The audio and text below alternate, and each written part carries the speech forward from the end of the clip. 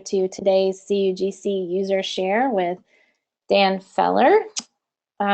He has done this with us a number of times, and I'm happy to have him back. It's always a great show, so won't take too long in the preliminaries here. Moderating for us today is Carl Webster. He is a CTP fellow, and he will keep an eye on all your questions.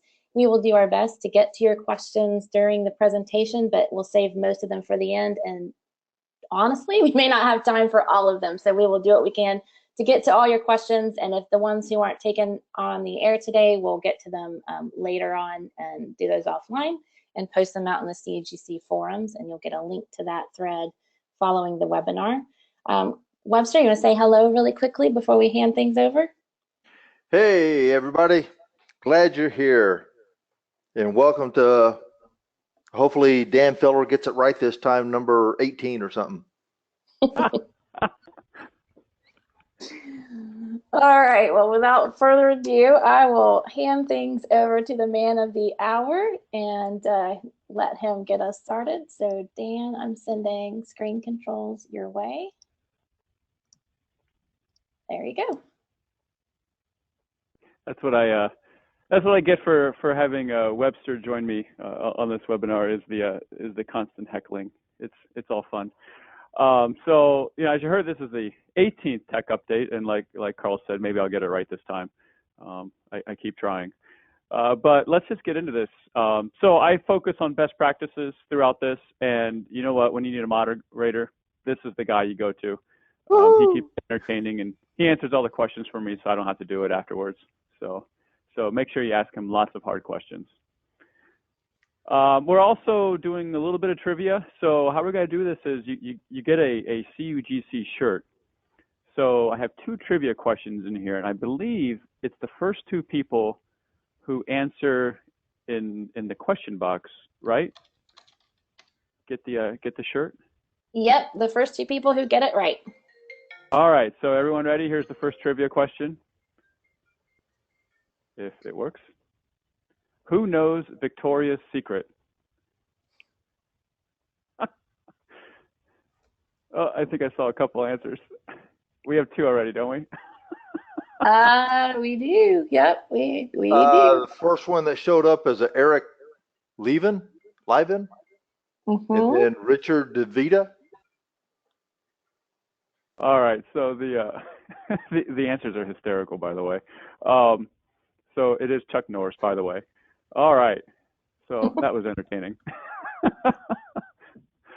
All right, so I always like to lead this off too, is the best thing in lives are free. There's a lot of more stuff that's been out there. So again, I talk about the Visio stencils because I maintain these, and I think I just updated them again in January. So a few new items added to there. The VDI handbook is still out there. Minor updates. And then I don't know if you've seen this yet, but the XenApp XenDesktop architecture poster. So this is more of the on-prem poster of the different communications and how, when you log on, when you enumerate your apps, when you launch your apps, what's the whole process flow look like, as well as the different ports and protocols that are going, that are occurring within the infrastructure. And then the second one we released was the cloud version. So using the XenApp XenDesktop service, which is part of Citrix Cloud. So here you'll be able to, again, see the different flow structures on how, when you use Citrix Cloud, when you authenticate, when you launch an application, where does, what's the communication path? What ports are being used? How are you connecting your on-prem environment to the Citrix Cloud environment? So that's the second poster. We're creating more, so stay tuned. That there's, we'll have in sometime this year, we'll have a few more released as well. Also, there's a whole bunch of tools. So I keep a list of a lot of these, that I find interesting. And really, I put them on my website. And it's basically, I use this for myself because I can never remember where I'm keeping these links to all these really cool tools. So I dump it on my website so I know where to go to for personally, and I just have that out there publicly for everyone else as well. Hey, thanks for the shout out for my documentation scripts on that list. Is it on there? No, it's not. I can't give you too much. I can't give you too much publicity. How many downloads do you have on the big one now? was a couple 100,000, wasn't it? Well, overall, we're now up to like 415,000. And I think the XenApp 6.5 script is around 140, 160,000 of the downloads. Wow. Which XenApp 6.5 is an interesting question because some major things are happening on June 30th of this year. So it's leap second day. So they're going to add a leap second. So you get 1 extra second that day. So enjoy it. Don't blink. You might miss it. It's also International Asteroid Day. It's National Meteor Watch Day, which I think is very similar to Asteroid Day, except it's only for the U.S. So if you're outside the U.S., you don't get to appreciate Meteor Watch Day. It's National Celebrate Your Marriage Day and Mixologist Day. Can you believe how many things there are happening on this day? Social Media Day, and for those of you who are counting, it's half New Year's Eve Day, so we're halfway through the new year. So get ready. And then it's end of life for XenApp 6.5. So I'm going to see if I'm smart enough to start a poll, because I'm actually curious how many people are still running 6.5. And we'll keep this open for a few more seconds. You know, I probably should have started this poll while I was going through what all the different holidays and that are. So, all right, I'm going to stop it now because we have enough. And surprisingly, I think I can share the results. I'm assuming you can see them. Yeah. So it's about 50-50. I'm not sure how I feel about that, because for I don't know how many years I've been at Synergy, I've been talking about, upgrading and how to upgrade, Office 6.5 to the newer platform. A lot of the things that have a lot of the capabilities that were in 6.5 disappeared and went to 7.x, but a lot of them have been brought back and they've been improved upon. So I know I've been doing those at Synergy for the last few years, and the attendance for those has gradually decreased. So I think the last time I did it, there weren't that many people in there. So the nice thing is I hopefully don't have to do that session again, but that doesn't change the fact that June 30th is coming up. So if you weren't at Synergy and you didn't get to see the session, our enterprise architects and consulting have a on-demand webinar. So they have these on-demand webinars called Technology in Practice on lots of different topics, and they're really good because the people who are presenting, they're out in the field, they're dealing with a lot of big complex projects, and they're bringing a lot of this real world information. So if you're looking at the whole upgrade process and how to upgrade Office 6.5, take a look at this webinar. And again, these slides will be available, so if you quickly do a screenshot, you get it, or you can just wait and get the get the slides, and then you have the link to it. But let's get into the meat of this session. So best practices, and the first one is, dude, where's my data? And let's focus on app data for this discussion. So historically, we looked at XenApp, or even before the whole world of XenApp, of virtualizing your application and publishing it. You would have a client-server application where the front end's on your endpoint device and the data is, in the data center somewhere. It wasn't that big of a deal because you were on a high-speed network. It was all happening on-prem. So you're dealing with very small latencies, you're dealing with high bandwidth, so we never concerned ourselves with transmitting that data back and forth to the front end, when we do a client-server application. Unfortunately, when we do cloud, we have an issue because the front end is the GUI of the application and the back end's the data. So when you hear people talk about, doing DAS or doing cloud, they're only talking about the application, dumping the application out in the cloud, which is easy. The hard part is, how do you deal with the data? Because here's one of the few things that's going to happen. You get the application running in the cloud, you think everything works, the app loads, and then when you start to have a user using the app, the first issue is there's no data because you have a firewall in place, or at least I hope you have a firewall that's protecting your on-prem data center. And if that firewall is in place, then the app can't get to the data unless you're building a VPN, you're buying an express route, or you're poking holes in your firewall so the data can go through, across the public network, probably unprotected, which is probably not the best approach. The other thing is latency. Here it's just latency of 50 milliseconds, but you'd be amazed at application performance, the impact you'll have, the decrease you'll have with latency going from 5 to 50 milliseconds. Basically, what you're going to start hearing from users is, hey, my application's running slow. And that's the only information you're going to get, because how do you quantify that? How do you have them show that? They go on the app, they click, and instead of being instantaneous, it's almost instantaneous. But over the course of a day, the users experience this and feel the sluggishness of the application. It's because of the latency between the front and back end of the data. So when we do cloud, we're looking at cloud. One of the simple solutions is you don't go all cloud. If you can't put your data in the cloud with the front end of the application, then you're keeping it in your on-prem data center, which means you've got to start doing a hybrid approach. So you might put your desktop in the cloud, but the front end of the application could still be running on XenApp that's running within your on-prem data center, and then we just link that together like we normally do, with HDX and NetScaler Gateway to make all the connections. So that's nothing new. That's not new technology. Nothing should be, oh my God, I've never thought of this before. But going to the cloud, these are the things you have to consider, because chances are you're not going to be able to get everything in the cloud. Data is going to be the hardest part of trying to move that up there. So when you look at this from an architectural perspective, so I use this diagram quite often. Users access controlled resources. What you're going to end up having here is that you'll have your desktops running in the cloud, and you're going to have some of your Windows or Linux apps running on-prem, because that's where the data is. So you basically, when determining should these resources be running in the cloud or on-prem, you follow the data. If the data is up in the cloud, then of course you run in the cloud. If it's on-prem, you run it on-prem. Now, of course, you can spend money and buy the express routes, from Azure and AWS, and help reduce the latency, but that takes time, and there's a cost associated with it. So when you look at a cloud type deployment, these are one of the things you got to take a look at of what to put up there.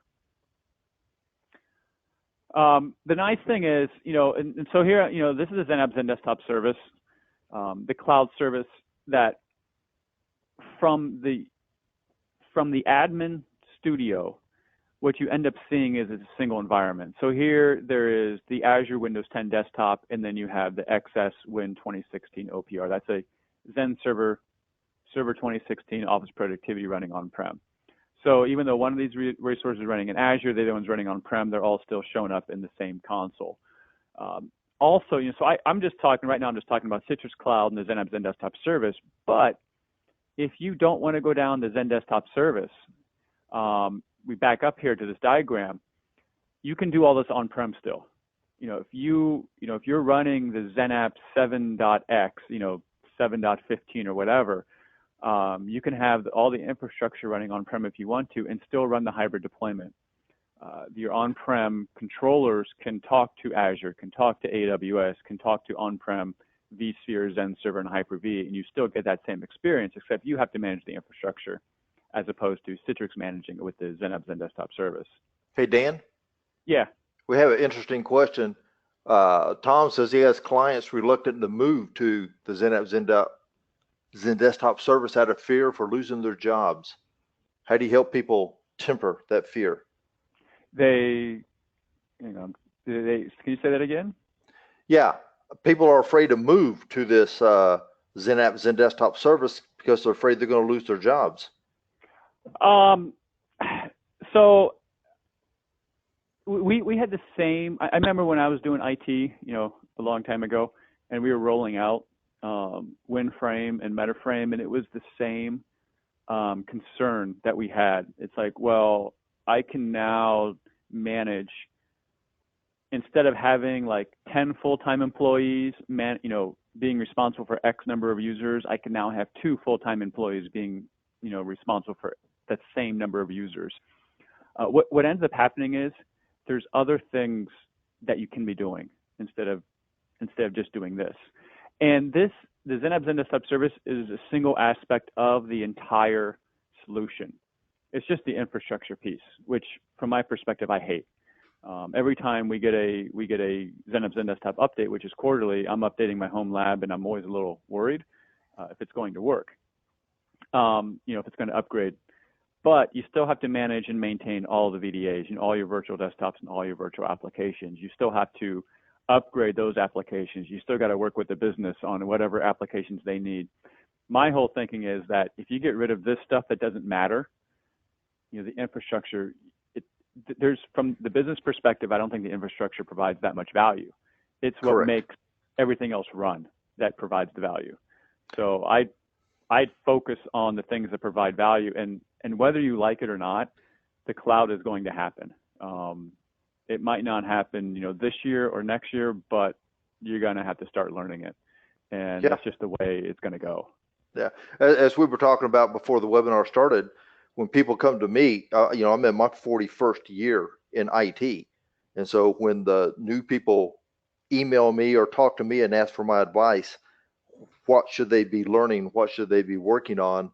I tell them your future is the cloud, because the cloud will help businesses. Businesses are not in the business of IT. Businesses are in the business of serving their customers. IT handling infrastructure does not allow the business to serve their customers. Yeah, exactly. All right. So the next best practice, so we're talking about cloud, and actually this goes on for everything, as you will fail. And so I have been, you know, branching out into the cloud slowly, and that's kind of the best approach. And, you know, I'm learning how it all works and all these different components, and basically it's forget everything you know and start over, because what you have learned from an on-prem deployment is different in the cloud. In the cloud, we're all talking about microservices and small little services that band together and create a big solution, whereas on-prem, you have a monolithic structure. So Active Directory is a perfect example. I started doing Azure, and it's like, hey, cool, I get Azure Active Directory automatically with my Azure account. And so I'm trying to figure out, how do I add machines into this? Well, that's not part of Azure Active Directory. That's Azure Active Directory Domain Services. It's a whole different service just to have your machines in a domain. But that's the kind of thing, you know, you need to start learning it, because this is the kind of the approach of the cloud. But you got to remember that, I think I see some comments, you know, about issues, you know, some of the concerns when you start using the cloud, you know, what happens when there's issues? And that's a big concern for everyone, because you're used to having the control of everything on-prem. You have access to everything. And when it goes to the cloud, you no longer have access to those controllers. But because it's running by, you know, that's the cloud business to make sure that stuff stays maintained. So hopefully that's not the issue. Hopefully the issue is, you know, hopefully there's no issues, but if there is an issue, it's something that's happening on-prem. But we're designing in a certain way that having an outage in the cloud won't impact an on-prem deployment or even a cloud deployment. So we had this thing, it actually started with on-prem deployments, localhost cache. And I'll briefly talk about how this works and then relay it to the way the cloud does it. So you're on-prem, you have your delivery controllers, and on there you have a brokering service, there's a secondary brokering service, and then this whole config sync service. So when everything's running, the primary brokering service talks to the site database. The configuration gets sent to the config sync service. The secondary brokering service dumps into the local database, you know, on the delivery controller. So your NetScaler, your storefront, your VDAs are going to talk to the primary brokering service. It's the delivery controller, but it's one of the services running on the delivery controller. And that's going to be, the primary is responsible for brokering the connections, enumerating the applications. Now, if the primary loses contact with the site database for some reason, it could be the database is offline, the network link failed, you know, might be over a WAN link and that link failed, who knows? The primary brokering service tells the secondary brokering service you're in charge. So when NetScaler storefront, the VDAs, talk to the delivery controller to enumerate and launch applications, the secondary brokering service responds by looking at the local cache copy of the database. So you can tell an engineer came up with the naming of this because it's called localhost cache, and it's called exactly what it is. It's a local cache, you know, of the environment. So that's how it works on an on-prem deployment. With on-prem, let's say you have, you know, you're going to have multiple delivery controllers. And so both of them have the same services. You don't decide which one's your primary, you know, which ones you're going to handle the secondary brokering if you're offline.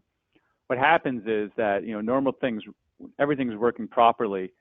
The VDAs and the storefront, they load balance across different delivery controllers, and they're enumerated. They register, load balance is no big deal. Now, when the database, you can't contact it, the delivery controller has an election, and it's alphabetical.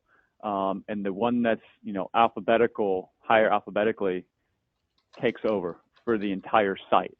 So the secondary brokering service on that one delivery controller now handles all the requests from all the resources for that site. So this actually helps you when you're planning your deployment of the delivery controllers of, should you give each of them 2 virtual CPUs and 4 gigs of RAM? No. Depending on the size of your environment, your one that comes first alphabetically, you might want to give it a little bit more resources so that if you do have an outage and you can't get access to the main site database, that when you go into secondary mode, that alphabetical one, the first one alphabetically, will be able to handle the load. So that one you might want to give a few more virtual CPUs, a little bit more RAM.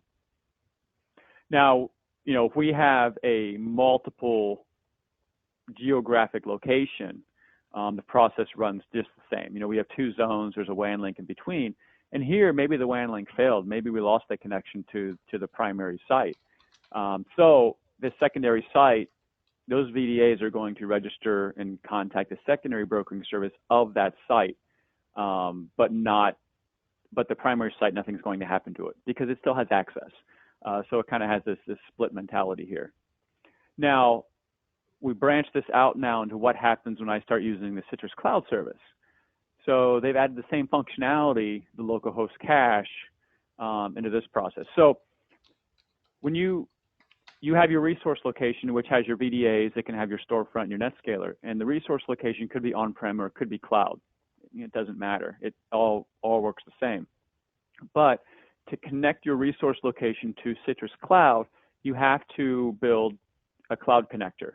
And essentially all it is a Windows server, and it's a simple deployment of, think of it like a mini controller, that you just install it, you sign in, and then you ignore it because then Citrix maintains that thing, maintains the connector and makes sure it stays current on the latest release. The process for this is that the connector makes a connection to Citrix Cloud.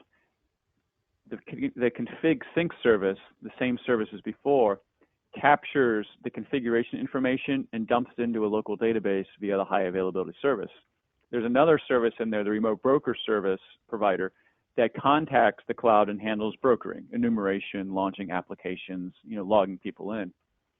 Now, for some reason, if Citrix Cloud's offline or your WAN link's down for some reason, the same process happens as before. All those other, the VDA, storefront, NetScaler, contact the cloud connector, and the remote broker providers already said, hey, I don't have access to Citrix Cloud, high availability service, you take over.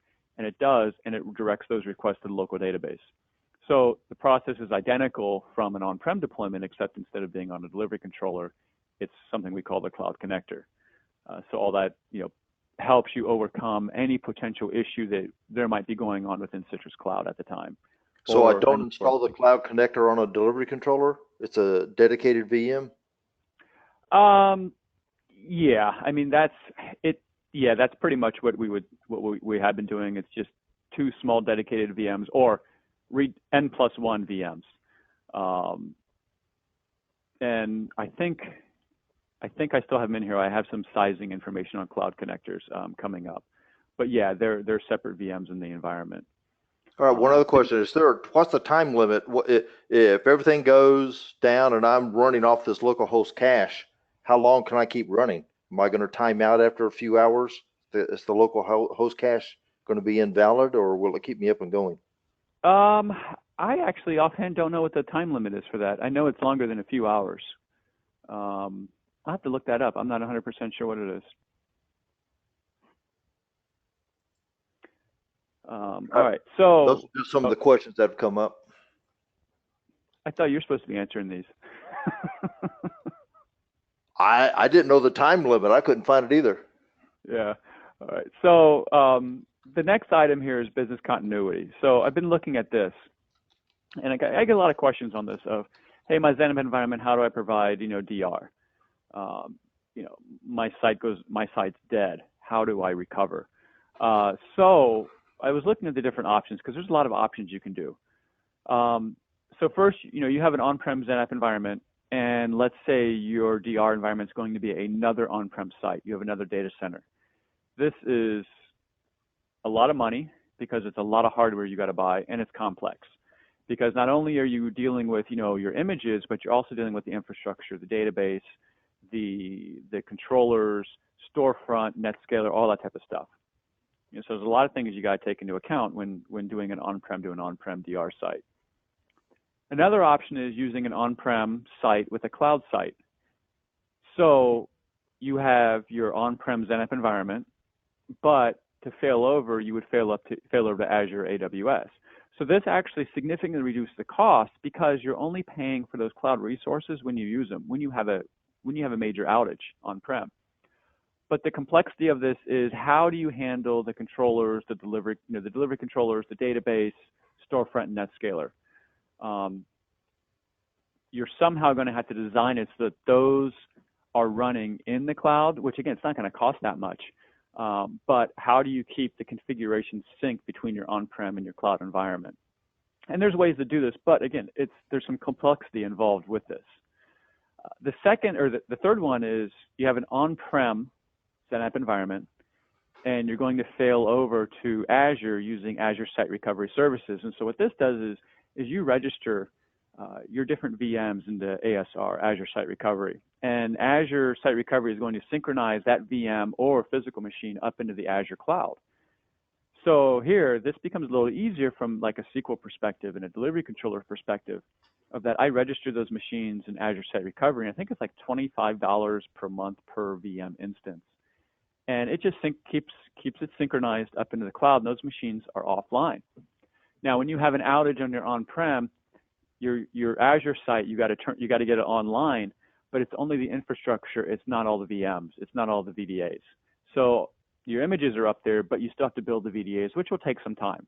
You know, it's a few hours. But again, you have a major disaster, and the cost for the Azure Site Recovery is pretty small because it's $25 a month per VM instance for the infrastructure. So it's not that much money versus building a whole second on-prem site. But again, there's still complexity involved with setting this up. And then the last one is Citrix Cloud, you know, doing hybrid cloud. So you have your on-prem environment. It's managed by Citrix Cloud, and you have another resource location that's running in Azure or running in AWS. And everything in those cloud resource locations are shut off except for a cloud connector.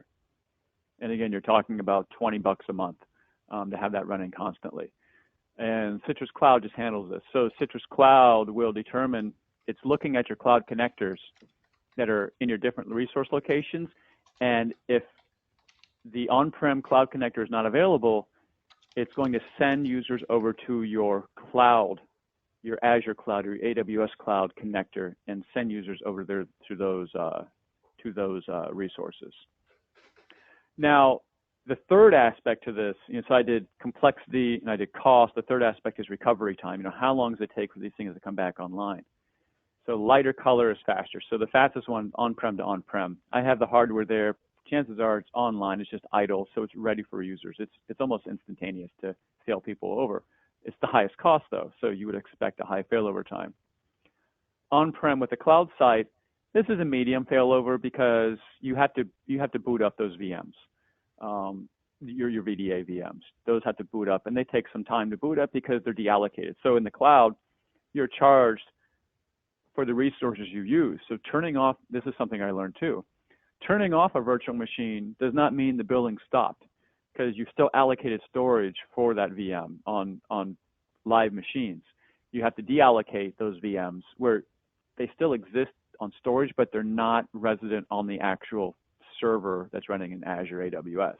So there's some time that it happens when it has to reallocate hardware for those VMs. So doing an on-prem to a cloud site, it's not instantaneous, but you know, we're talking you can get your environment up in, you know, 30, 60, maybe 2 hours of time. Azure Site Recovery, this takes the longest because you're only doing your infrastructure. Everything else, New machine catalogs are being built. You can automate it, but it takes time to have machines built and VMs deployed. And then Citrix Cloud, the hybrid cloud model, is similar to the on-prem, just because you're waiting for those VMs, all your VDAs to spool up, running in the cloud. So how does this look? Maybe architectural diagram will help explain how this is set up. So you've got your users, you run the XenApp XenDesktop service in the control layer, running on Citrix Cloud. You have two different resource locations, one in Azure, one in your on-prem. They both have cloud connectors. So in this instance, all we care about is the Windows apps. We want those to be available in case we have an outage on our on-prem. So I have the image up there, I have the VMs up there, but they're deallocated. So they're turned off. I'm not being charged any money for those running, sitting in Azure. Now, if the XenApp XenDesktop service cannot contact the cloud connector on-prem, it sends users to the cloud connector in Azure, and it starts spinning up those VMs as I need them based on the scale. And then when the cloud connector on my on-prem comes back online, the XenApp XenDesktop service starts moving. It doesn't move users, but as users request new resources, they get sent to the on-prem deployment.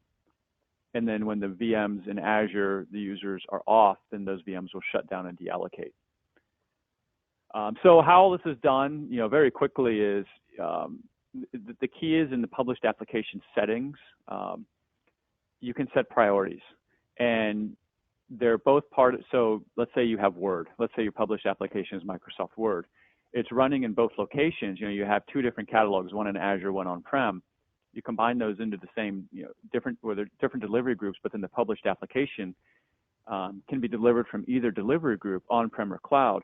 You just set it so the priority of your on-prem has a higher priority than the cloud version. So the XenApp XenDesktop service will send the users to the highest priority published app or delivery group. And if that delivery group's not available, it goes to the next priority. All right, so we go into optimize, but don't break stuff. So let's optimize the browser. I took a look at my browser utilization.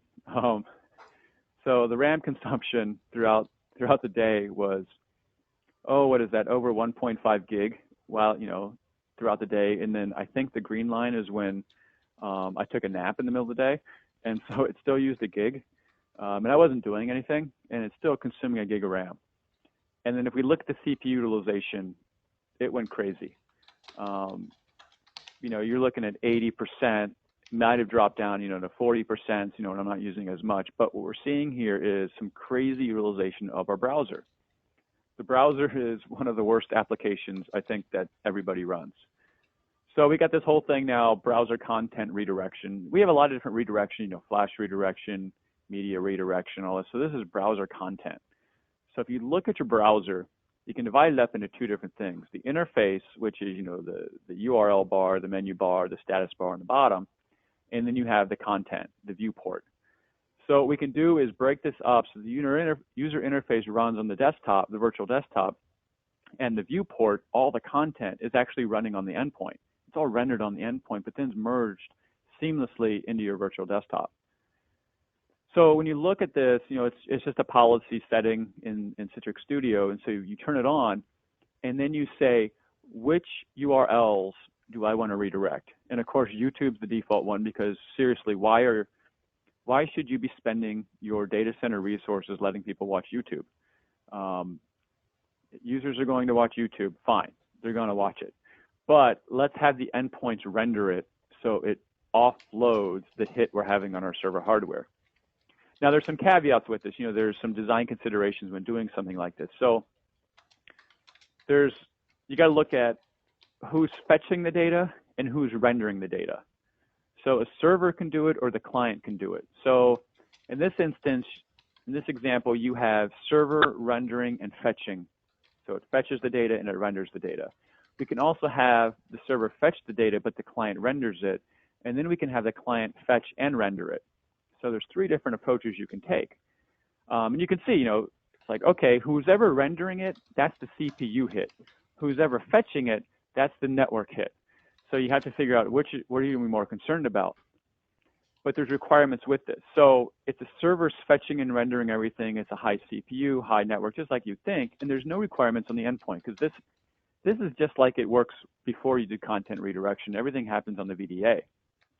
Now, when you want the client to render it, but the server to fetch it, this lowers the CPU and RAM, which is really what we're most concerned about. But there are some requirements on the browser. You have to be running certain versions of certain browsers, and please don't ask me what they are because I won't be able to answer until I look it up. And it's out there in the docs. But there are browser requirements on the endpoint to be able to have the client render the data. And then the last one, you need to have the browser requirements plus the endpoint, of course, has to have access to the internet because they have to fetch the data. But regardless, this is one of the things to take a look at for certain websites that are going to, they're going to have a huge hit on your performance of your VDAs. The next thing is Azure storage. So it's a new thing we added. So traditionally, when you do Azure, there's this whole thing called unmanaged disks, and this is what everyone started with. You have a storage account. Inside that storage account, you have your master image, and you have all these VMs that are associated with this storage account and master image, and each one has an unmanaged disk. The problem is you're limited for this one storage account of 20,000 IOPS. Good luck figuring out when you're going to hit that. It's not an accurate determination. Like, you can't say this one's only going to get 200, this one's going to get 50, and so on. There's no good way of doing it. It's just the way it is. So when you hit this limit, it's going to be X number of VMs. You have to build a new storage account, and you have to build a new one, and a new one. And then you have to, when you have all these built, you have to synchronize your master images across all these storage accounts because it's not going to do it for you. And then you have to be concerned about the fault domain. All these different unmanaged disks could be in the same fault domain. So if there's an outage in Azure, you might lose all your desktops because all those disks are now unavailable. So this goes to Azure Managed Disk, which is a new capability, whether you're doing on-prem or whether you have an on-prem infrastructure or cloud infrastructure, but using Azure to host your VMs. So here you have your master VM, but you have your master image, but that image is just deployed to X number of VMs, and this is now based on total number of disks. So it's a 10,000 disk limit for this unmanaged disk managed disk repository. Then it builds new managed disks, basically new storage accounts for you automatically. But all of these managed disk storage accounts now can point to the same master image, so we don't have to worry about synchronizing our master images across multiple storage accounts anymore. Also, we set up we can set up different fault domains so that if there is an outage in Azure, we don't lose everything. We'll lose a portion because some of the disks in one fault domain is going to go out, but we have everything else. Now, the configuration for this is pretty easy. It's a checkbox when you set up the machine catalog. But something to think about here. So we did some performance tests of this, managed and unmanaged disks. And for the most part, they run very similar except for update. When you have to update an image, running a managed disk updates the disk a lot faster than unmanaged, which is huge because out of all these things, you're going to be updating your images the most. You're not going to be creating lots of catalogs. You're not going to be deleting lots of catalogs. I mean, you're going to stop and start VMs or the system's going to do it for you, but you're going to be updating your images to maintain the environment. So the speed improvement on managed disk is huge when you talk about updating images, but there's a cost associated with this. So with an unmanaged disk, you are charged per gigabyte you use, not what you allocate, because it's all thin provision. It's what you're actually using. With a managed disk, you actually build at what you allocate. So if you look at MCS, you have an identity disk and a differencing disk. So you have two disks associated with each VM running MCS. Now, the identity disk is 16 megabytes. So with an unmanaged disk, you're talking 5 cents. But a managed disk, the smallest one you can get is 32 gigs. So you're spending $1.54 per month for a 16 megabyte file.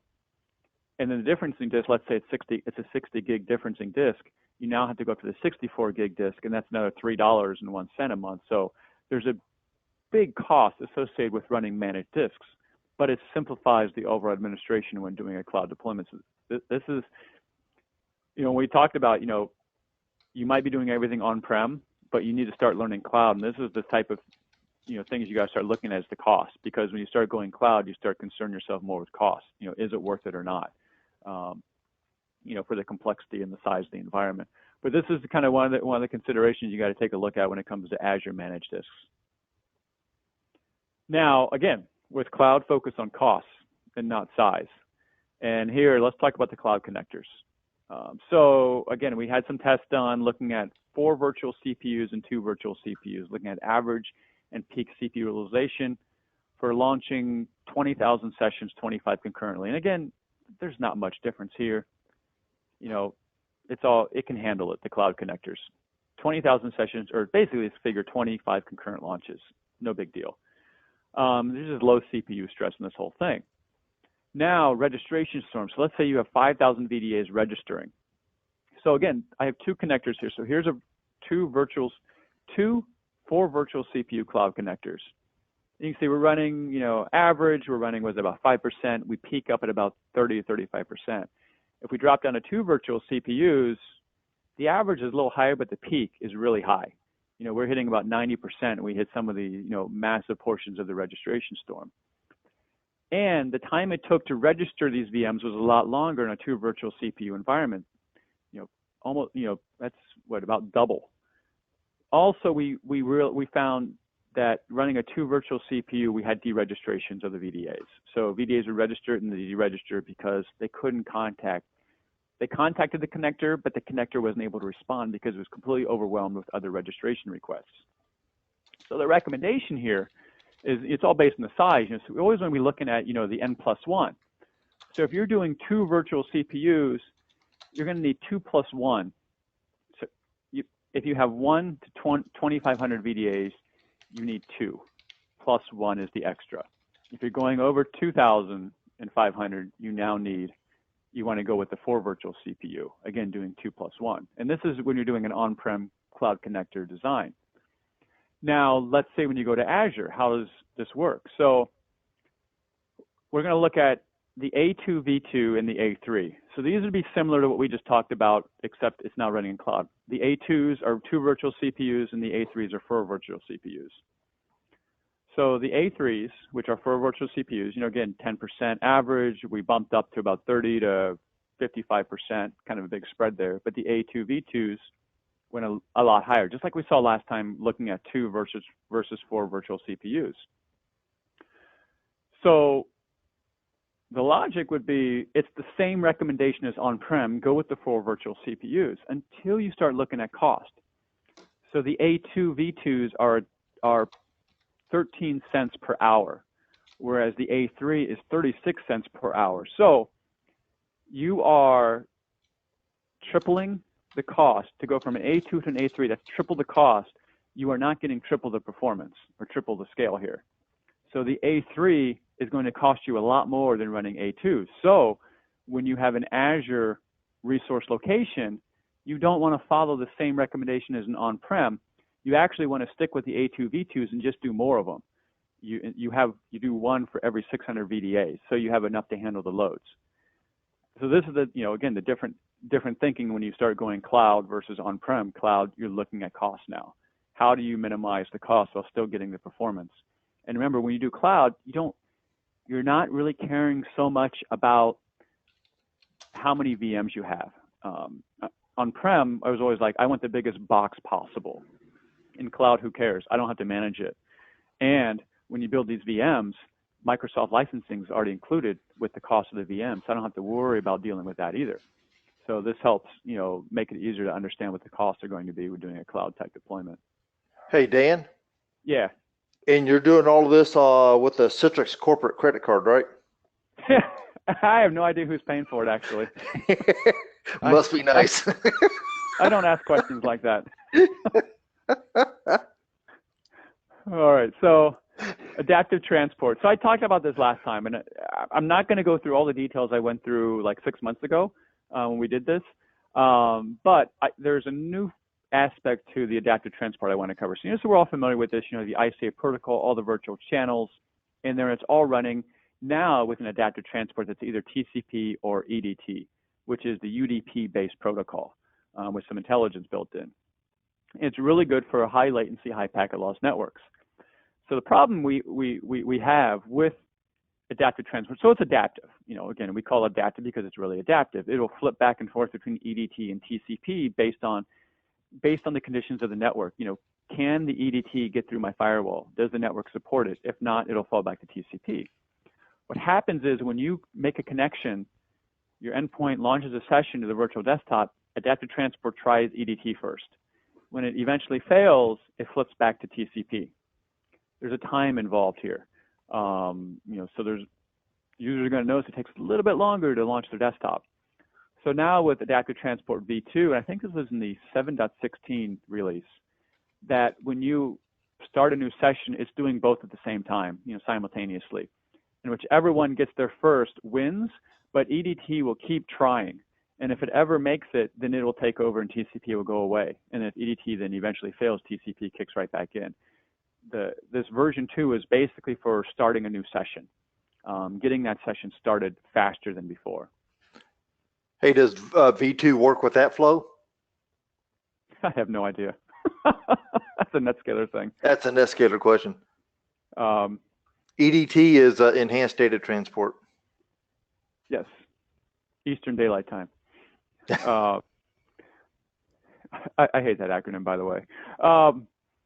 So we looked at some scalability for the adaptive transport, you know, comparing TCP and EDT, and there was no difference from a single server scalability perspective. You're talking network stack here. You know, they're both very efficient. They're not hitting the CPU, or not going to cause any impact on single server scalability, but they do have an impact on network. So when you're on a LAN, there's no difference. The problem is when you go onto a WAN environment with latency and packet loss, EDT is going to use more bandwidth. And if you think about how EDT works versus TCP, it makes sense. So TCP has a slow ramp up. I slowly increase my speed. When I have a retransmission because high latency or a packet loss or something didn't get there, TCP slows down and resends and then slowly creeps back up. EDT is based on UDP, so it's dumping crap on the network as fast as it can. Now, there's logic built in that if a packet isn't delivered, it gets retransmitted. But again, we're sending more stuff across the network to improve the experience, but the cost is, on a WAN environment, you have higher bandwidth utilization. But what we've seen is that a lot of people have purchased bigger WAN pipes, and they're not fully utilizing it with the TCP protocol because of that whole congestion control algorithm that they use. It never lets you get up to the full speed, whereas EDT will, and gives you an overall better experience, but you end up using more network bandwidth. There's a give and take with absolutely everything, it seems like, anymore. Now, I think this might be almost at the end, which is good because I'm starting to run out of time. ThinWire, so continuous improvement. So this was a fun, I actually completed this test yesterday. So you guys are getting a little sneak peek here because if you look at the bottom, I'm going to show you bandwidth for each of these, and there's now 717, which is not out yet. So here's 711. This is the exact same test. This is cumulative network bandwidth. So how much data in bits was crossing my wire for ICA. This is 711. 712, about the same. 713, and I've talked about this before in other tech updates. The 711 to 713, we did a huge improvement with the ThinWire protocol, and we were able to reduce bandwidth. So I was able to see this in this particular test. And then we did I tested 714 again, no change. We didn't really make any major improvements. 715 again, no test. You know, it's a little higher, but that's margin of error. 716, we're right back in there, and now 717, it's now dropped again. For the lossless codec, there's been some improvements on the compression algorithms that are being used, and we're starting to see, some like 10 to 15% reductions again in bandwidth again by changing some of the codecs. So if you look at this, testing with text or video or moving content? You see more with text than you do with the video because it's the overlay lossless codec, which is the text codec. So that particular workload was like a task worker, not so much video. So you see it more with those type of workloads. And, if you look at it from a different, different thing, this is the cumulative and what we end up seeing. What I find fascinating about this is 7.11, 7.12, there's a slight increase. And then we did better with 7.13, but then 14, 15, and 16, there's these little increases. And then we drop again. And then I bet 7.18 and 7.19, there'll be a few more increases, and then it'll drop again. So I'm not exactly sure why, but it's kind of interesting seeing that, perspective on bandwidth utilization. Have you done anything with the AWS or just Azure? Me personally, just Azure. I know others in Citrix do AWS. It's just too much. So is that thin wire? Is that using the adaptive display? Yes, it was. But again, it was using adaptive display, but that test, there was no video, so it wasn't using the H.264 component of it. It was more of the overlay lossless. Okay, and since you have the Citrix Unlimited Black Platinum American Express card, Carl wants to know, are you going to do a test with video to see compare between 7.11 all the way up to 7.17?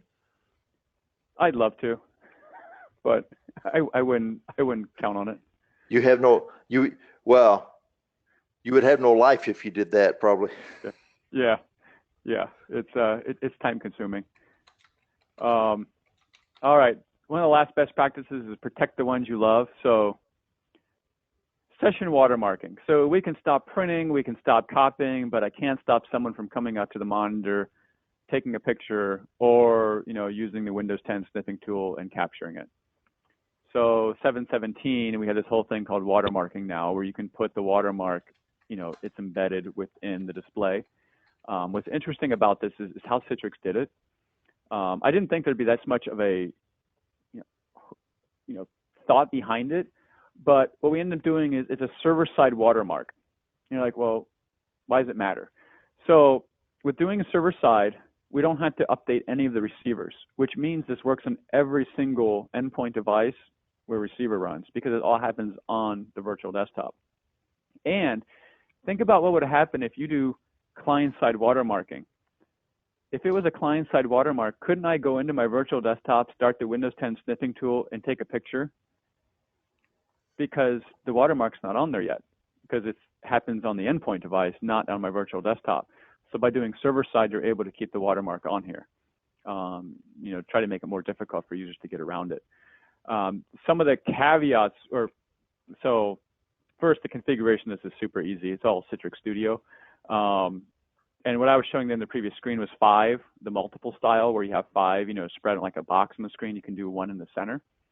Some of the caveats of this, which I didn't include in here, it does hit your CPU, because if you look at the watermarking, you see in the document how it's a different color or brighter than in the background.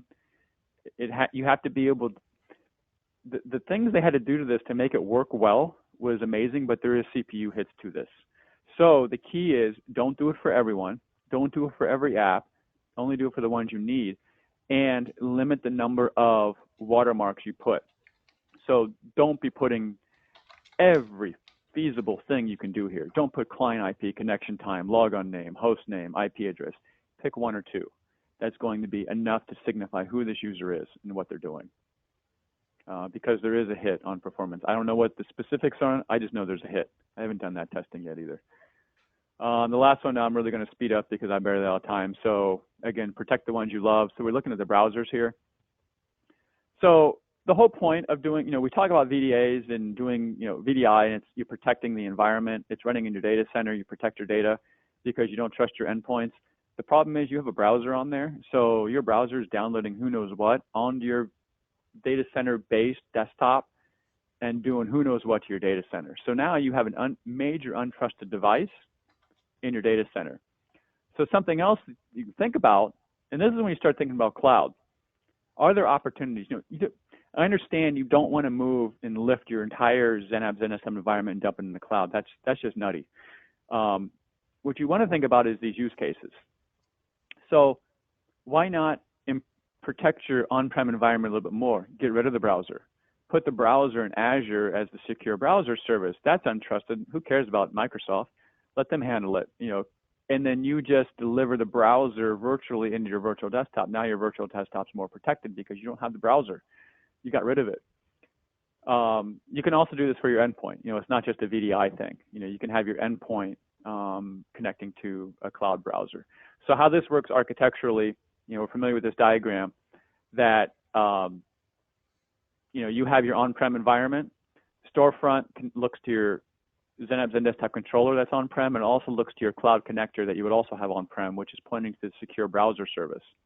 And that uses the resource running in the Azure cloud, secure browser.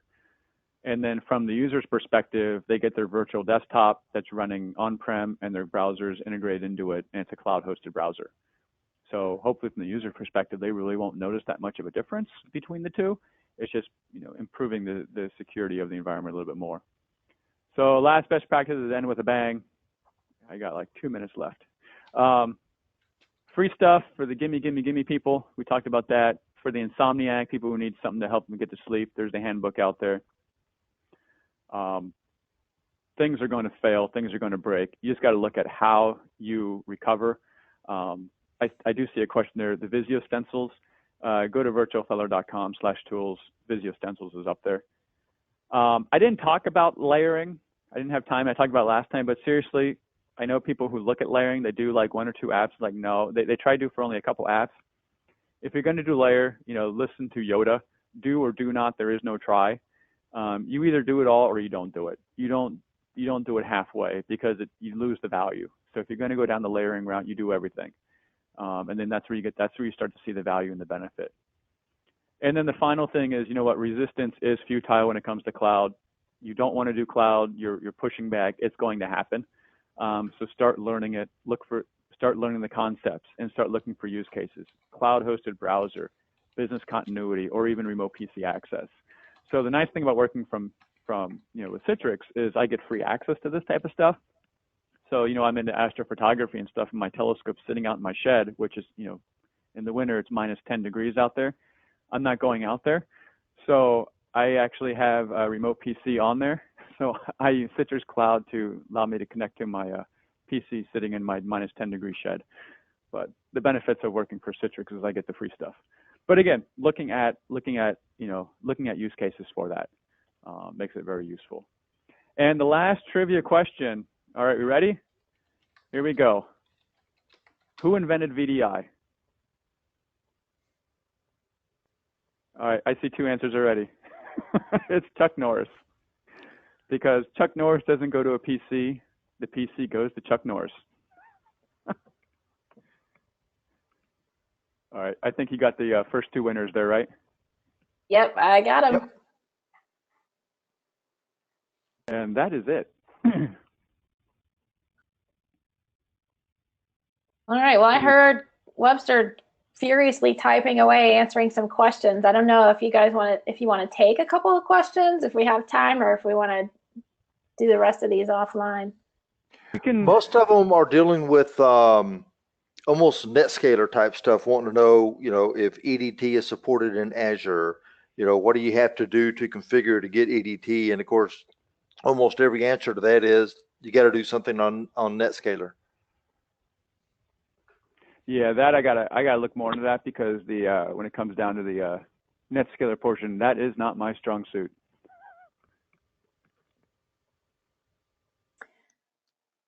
All righty. Well, maybe we can pull some people in there. Yeah, I'm gonna ask some people and find out how that aspect works or what we need to do. Well, I will make sure I get you all of those questions that came in. That I'll get you a copy of all that, and I put a link in the chat to the forum thread. That's where we'll post those when we have them. It's also where we'll post the link to the recording and the deck and anything else, any other resources we need to put there. And now the Q&A is also included in what they can get. Yeah. Right, Dan? Right? Yeah. So absolutely. And then also out there in the chat is a link to our survey. It's short, it's quick, anonymous, and we always like to get your feedback on all our webinars here. So I think since we're at the top of the hour and everybody would like to get back to their day, I just want to thank you guys. It was great as always. Glad to have you back and looking forward to the next one, which I think for this group will be in September. Hey, Dan, it looks like there are a couple of people that really want to know if the timeout for the local host cache, if there is one. Yeah, I need to find that. Okay. All righty. Well, thanks a lot, guys. I really appreciate having you back today. And thanks for moderating, Webster. It was fun. So without further ado, I guess I'll let everyone go and keep an eye on your email. You'll get a link to the recording from today and the link to the form thread will also be in that email in case you need to go back to it. So we'll put everything there. And with that, I will wish you all a really good day. Thanks, guys. All right. Bye.